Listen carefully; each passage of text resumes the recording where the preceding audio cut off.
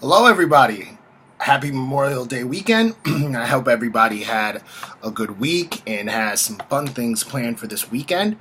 The purpose for me posting this video later in the week is so that I gave you guys the chance to take your reading quiz without providing feedback to your discussion prompts from last week, so that I don't risk giving away any answers. Okay, so a reminder, make sure you finish the reading quiz that is available on Blackboard in the week 3 folder under contents by Sunday by 11:59 p.m.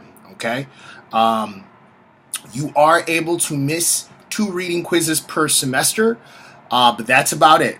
Okay, and it is worth a good amount of your points for. It is worth a good amount of percentage for your grade. Okay, so thank you to everybody that posted their answer for the discussion board prompt talking about what politics is, what is comparative politics, providing an example as to how politics plays out in your day-to-day lives. Everybody's responses was great. Everybody's response was up to par. Okay, so one of the easiest ways of understanding what politics is understanding it by political scientist Harold Laswell's definition, that politics is who gets what, when, and how. Simply, right? So in that way, when you think about it in that way, you realize that politics is in everything.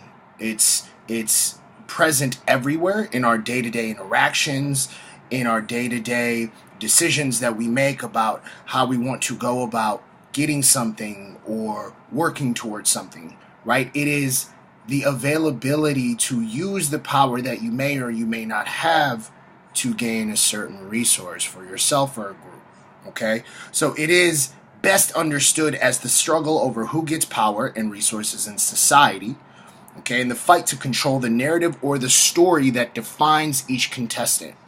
And comparative politics is simply the study of all that in other countries, in other systems, in other economic systems, political systems, cultures, okay, outside of the United States.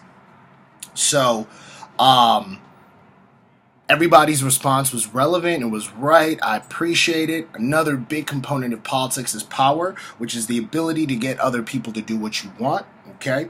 And, politics is all about power and the play in which people use or manipulate power, okay? So make sure that you also answer the discussion board prompt for this week. Okay, once again, discussion board prompts, you're able to miss 2 per semester, but that's it. Okay, and following next week, it's the same thing. Make sure you've read chapter 2 for this week so you can take the quiz next week.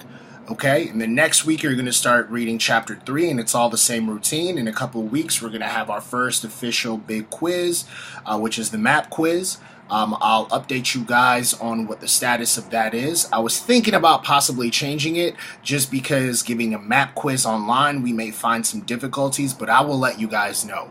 Okay, and if you guys have any questions, email me about anything, about any concepts that you're reading, about anything that may be confusing to you in the readings.